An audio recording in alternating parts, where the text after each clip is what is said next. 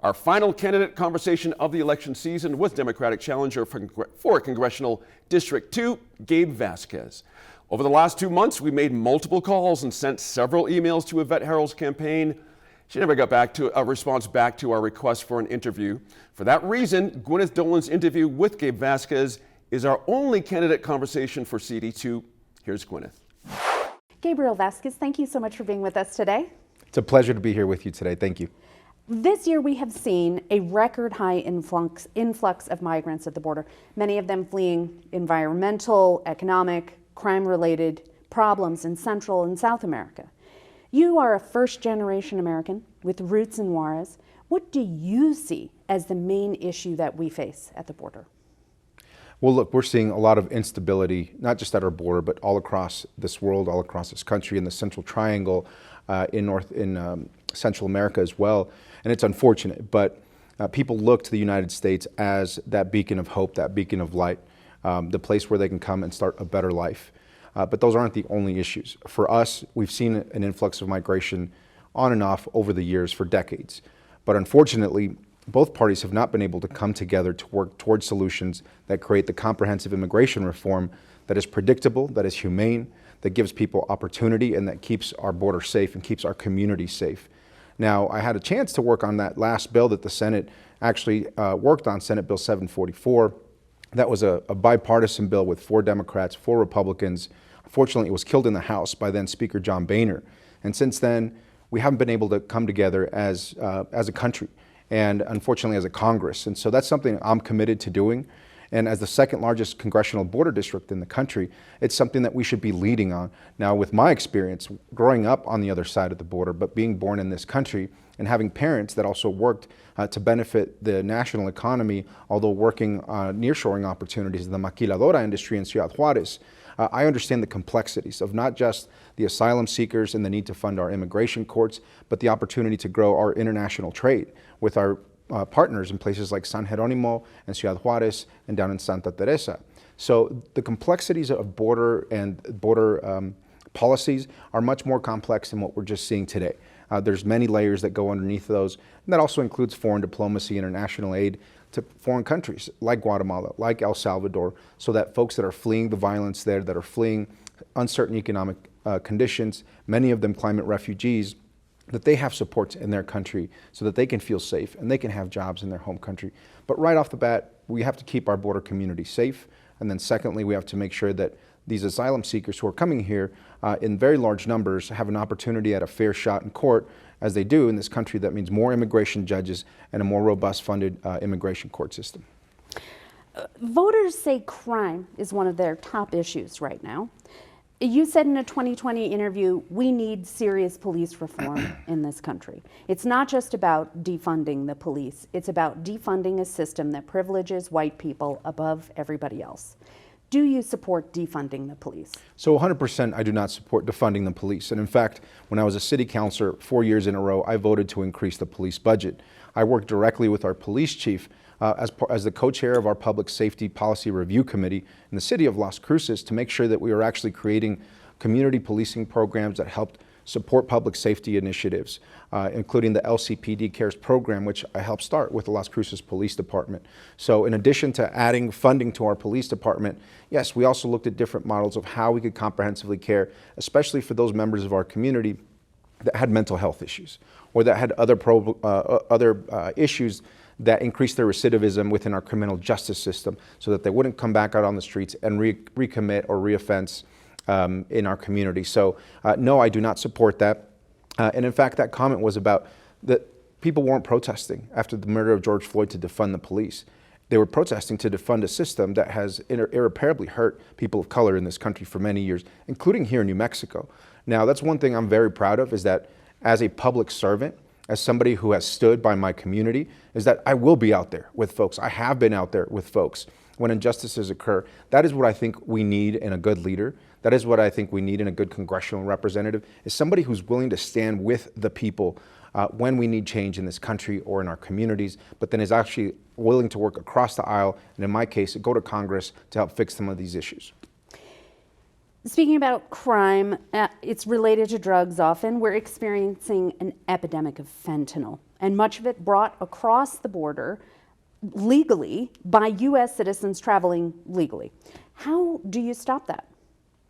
Well, I think we need to look at first where these drugs are coming from, right? And I think it's through our legal ports of entry. The majority of drugs that are coming in from the El Paso port of entry, Santa Teresa port of entry, Palomas, Columbus port of entry, those are the facts. And so we need to make sure we have the technology to be able to detect the smuggling of fentanyl at our ports of entry. That means by both pedestrian and vehicle crossings. So when we talk about investing in border security, it's not about a wall. It's about agents, and it's about technology, and it's about people on the border who can protect our communities by making sure these drugs don't get in the first place. I would rather work directly with Customs and Border Protection and our law enforcement experts to make sure that we're catching the drugs where they're coming from. That's called smart border enforcement. And yes, you're right. These drugs, I mean, whether it was fentanyl or methamphetamines or heroin, have always wreaked havoc in our communities. But we have to make sure we tighten up our legal ports of entry where these drugs are being crossed. And for those, especially American citizens who engage in this drug trafficking activity, there needs to be real consequences for them. Because what's at stake is the lives of our families, of our kids, people here in Albuquerque, people in Las Cruces, and it's unacceptable to me that we give a slap on the wrist to somebody who would cause such harm to our community. So we need to look at those laws and work with our state legislators to make sure we're addressing this issue adequately and protecting our families. Guns are a major issue in violent crime, and we are struggling with this in New Mexico. Do you believe that more gun control will reduce the problems that we're having with crime? Well, I don't want to refer to it as gun control. I think it's gun safety legislation. It's common sense gun safety legislation. Now, I'll say I'm a firearm owner myself. Right now in my garage, I have a gun safe with several firearms that I use for hunting and for self-defense. That's the family I grew up in. That's how I grew up. Many New Mexicans grew up the same way. But I also grew up as a responsible gun owner and what to do and what not to do. Now, for me personally, I don't own semi-automatic firearms that some folks say should be banned in this country because I personally have no need for them.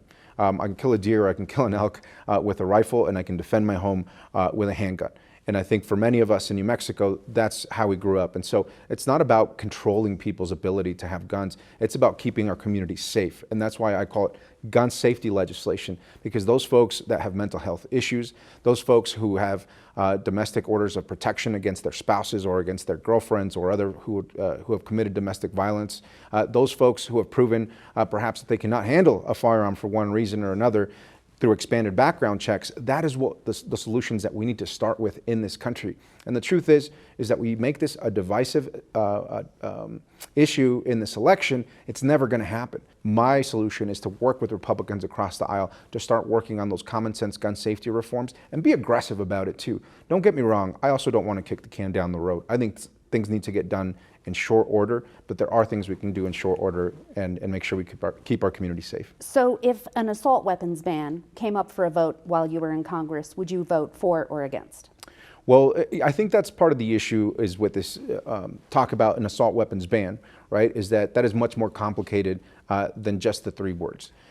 Assault weapon needs to be defined first and foremost, right? A ban needs to be defined first and foremost. So I need to look at legislation to see what that meant.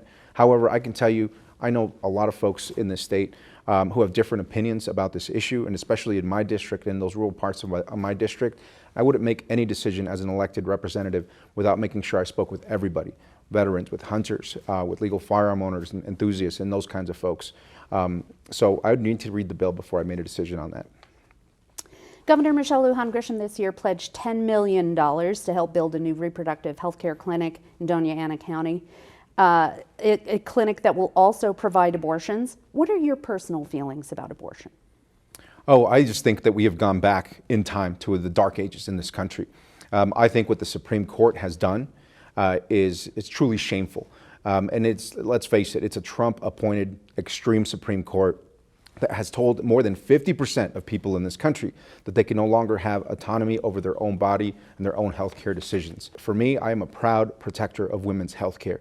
I am somebody who believes in the freedom in this country and that big government shouldn't be in your bedroom or in your doctor's office or making decisions on your behalf about your health care decisions. Those need to be left up to a doctor and the person who is experiencing or has a potential childbirth, period.